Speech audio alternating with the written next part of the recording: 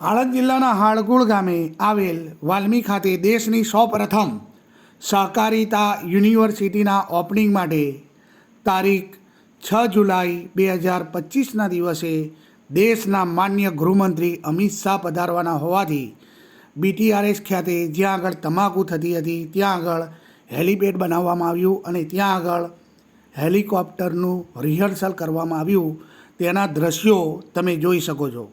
આ સહકારિતા યુનિવર્સિટી ત્રિભુવનદાસ પટેલના નામ ઉપરથી તેમનું નામ આપવામાં આવશે અને ત્રિભુવનદાસ કાકા એટલે કે જેમણે પોતાની 12 વર્ષની ઉંમરમાં સહકાર ક્ષેત્રે નિબંધ લખ્યો હતો અને ત્યારબાદ કુરિયનના સંપર્કમાં આવવાથી તેમણે અમૂલ જેવી જે ખેડૂતોને અને એટલે કે પશુપાલકોને ખૂબ જ લાભદાયી થાય એવી સંસ્થાનું નિર્માણ કર્યું હતું.